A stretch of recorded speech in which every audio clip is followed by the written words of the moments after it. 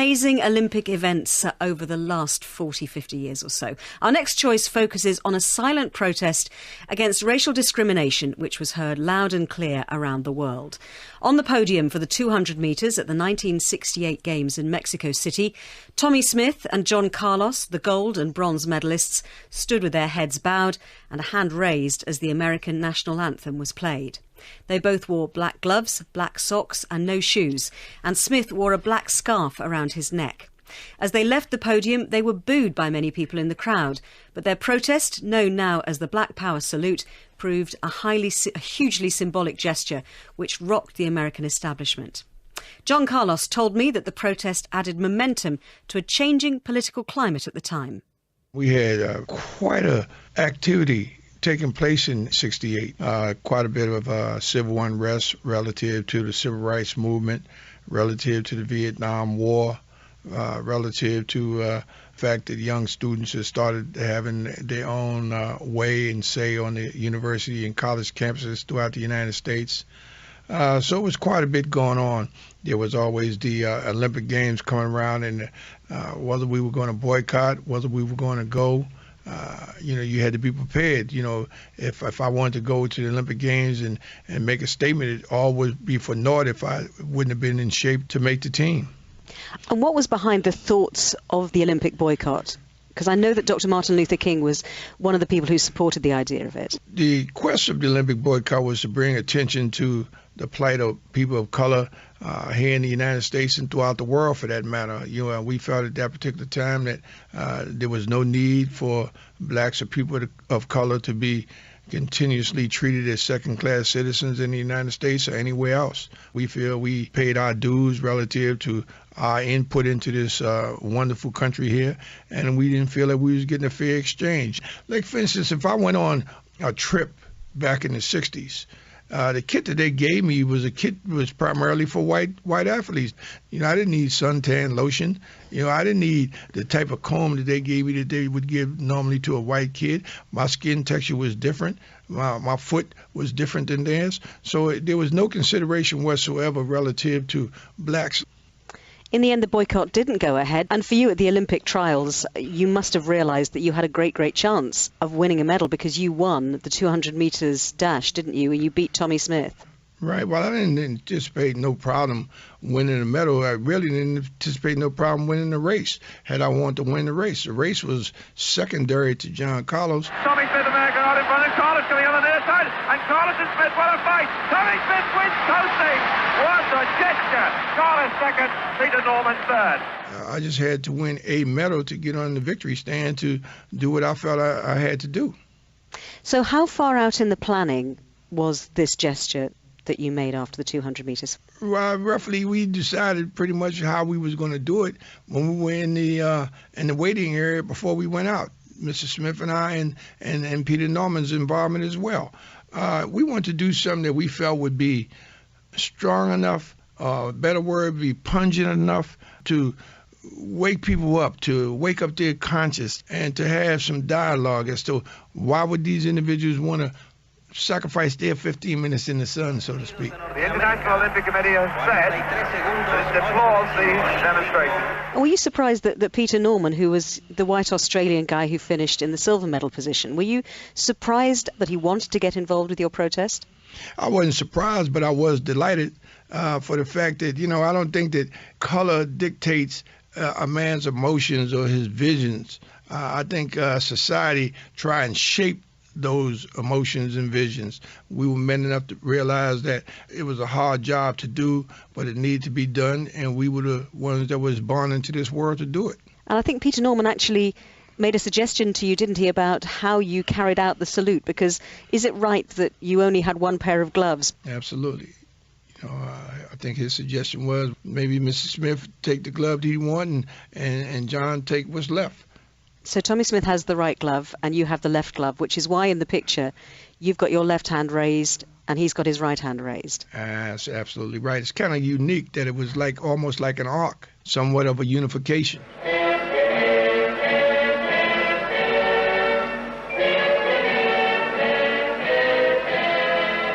When you were standing on the podium, can you remember what you were feeling at that point when you knew that the moment had come and that the eyes of the world were on you and you were going to make this gesture? Well, the first thing that came through my mind was a vision that I had when I was a little kid, where I was in a stadium and everyone was applauding, and before I could even gesture what was going on, it went from joy to anger and venom. Well, that's exactly what happened on that podium 15 years later. The second thing I thought about was things my father told me that he experienced in the First World War representing the United States. The last thing I thought of was the meeting that I had with Dr. King prior to his death in terms of why he felt it necessary to come out and support the Olympic boycott. And what was the immediate reaction of the people around you when you did that? People in the stadium, they were in a state, you might say, shocked. Then I think many of the Americans didn't understand and became very angry and bitter. The same way for that vision that I had when I was a child. And afterwards, Tommie Smith said, Black America will understand what we did tonight. But do you think that the whole of America understood, or anyone else understood? I would have never said Black America, because what we did for all of America, and I think because it's not just happening to blacks today. You can go and look over at what's happening in Egypt and what's happening around the world. There's many people that's being oppressed around this world that can relate to that demonstration of 43 years ago. Tommie Smith and John Carlos, who both took part in a Black Power demonstration on the Victory Rostrum after the 200 metres on Wednesday, had both been suspended and ordered home by the American Olympic Committee. To me, the Olympic Games is a track meet that I get the prize and they get the money. So for me to be expelled for doing something that I feel was right, it was an honor for me to be expelled in a sense, somewhat like that. Do you think it was harm for Dr. King to go to jail for the things that he was committed to try and change in society? So that's the least I could expect, is the fact that they might put me off the Olympic team. One man who came to see you was Jesse Owens, I think, who was on the US Olympic Committee. I mean, before we talk about that meeting, what were your thoughts about Jesse Owens going into the Games? Jesse Owens came in a much more horrific era and time relative to race relations. And Jesse Owens thought that if I pour more sugar into the tank, everyone will be absorbed with this sugar and this love and this honey. And he gave his whole life to that belief until the end of his life, when he realized that being nice and talking nice and walking the walk is not changing anything, because in his life at the end, he realized that they was treating him as the same individual that we were talking about. We were tired of being treated as second-class citizens with the greatness that Jesse Owens had.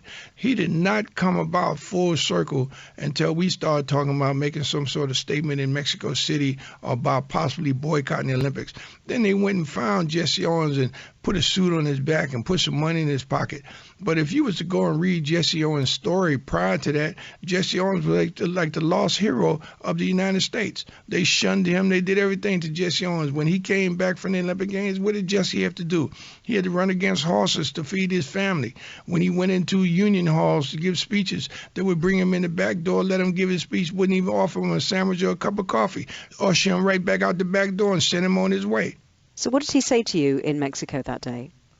Well, he told us pretty much that, we used false props, I guess, by the gloves that we wore, which was nonsense as far as I'm concerned. We wore the glove because the Olympic Games was in Technicolor for the first time. The Olympics was ever in color. We wanted society to know that we're representing America, but we were representing the Black America first, because normally anytime any black man got any play whatsoever on TV, it was always basically in a negative sense. We're the criminals, we're the rapists, we're the arsonists, we always the bad guy, we're the drug pushers. And we say, all right, this time we're representing our people for doing something good, and we wanted the world to know. That was the essence of the Black Glove, period. Well, that was John Carlos. Very, very powerful to hear him speaking. I mean, Barry, what did you think? I mean, you were there in ’68. What did you think when you saw them on the podium? Obviously, it's difficult to remember one's first reaction. I mean, I wasn't there in the stadium. But what they did has become increasingly understandable over the years. I think they did it with a great deal of dignity. I think it's fascinating that the two of them, when Peter Norman died quite early on in his life, they went and they were pallbearers for him at his funeral. It probably laid bare the fact, I mean, we talked about Munich and the tragedies there, but it probably laid bare the fact that the Olympic Games was a theatre for protest if you wanted to make one. And it's an interesting contrast with the experience of Jesse Owens, because Jesse Owens, of course, was such a powerful symbol in 1936, Matthew, but what happened to him afterwards? It's tragic to hear John Carlos talking about the fact that he was shunned still when he went back to America. He had to go into the back door. He wasn't given a cup of coffee when he went to speak to people. He was made to, well, he wasn't made to, but in order to feed his family, he ran against horses. Well, the defining issue in the build-up to the 36 Olympics in Berlin was whether or not it was legitimate to stage it there when Hitler was in power in Nazi Germany and there was already overt discrimination against Jews. And Jesse Owens made the point at that time that he lived in a nation that was effectively operating a system of regional apartheid. In the South, blacks couldn't get to vote. It was a tiny proportion of blacks in Virginia and Mississippi and Georgia and so on who had an opportunity to vote. And in the North, there was discrimination. I mean, I see this protest really as a culmination of sport making a difference to that defining political and social issue in America of a racial rapprochement that had dogged the nation since the end of slavery. And, you know, Jack Johnson, Jesse Owens, Joe Louis, Jackie Robinson, Muhammad Ali actually in '68 was fighting the American government. They wanted to imprison him for his refusal to be inducted into Vietnam. This was 4 years after the Civil and Voting Rights Acts, very defining pieces of legislation in North America. But nevertheless, there was still overt prejudice in the South. There was job discrimination in the North. And Barry's absolutely right. It was a piece of very vivid political theatre when these two athletes stood up with the American flag above their heads and raised a black fist. They were saying, and I think it was a legitimate point, that the colour of their skin was affecting their life chances in a nation that presumed to be free. It was a brilliant interview. I think everything that he said was absolutely right. And I think Barry's right. I mean, as the years have gone by, I think it is now seen as a dignified protest, and it was absolutely despicable that they were suspended and sent home. The same Avery Brundage. Quite, exactly. President. That's right. But I must say, listening to John Carlos and realising what a good speaker he was, reminds me of a very low moment in my own career, because I had John Carlos in a hotel downtown on that evening. I was working for ITV, and the camera crew turned up, and not a thing would work. Vision, not sound. And the BBC then got what they call an exclusive interview, I think several hours later. But you could have been there first for I could. There'll be people around the country shocked. I thought of Barry working for ITV. I was about to say that. I didn't know.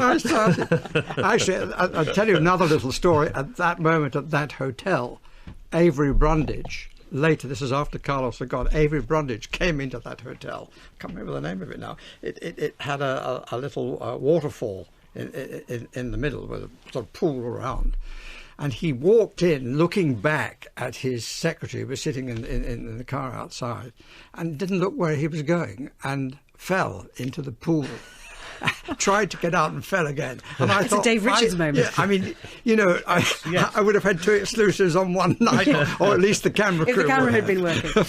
Well, let's move on. Let's move on to another event, which was also from those games in 1968. Quite simply, one of the greatest sporting achievements of all time. And this is going to go down exceptionally well, I think, with Glenn in Swindon, who has texted in. For me, one Olympic performance that seemed literally to take sport to new lengths and heights was Bob Beamon's gold medal world record in Mexico. I was too young to see it at the time, but when I first saw it a few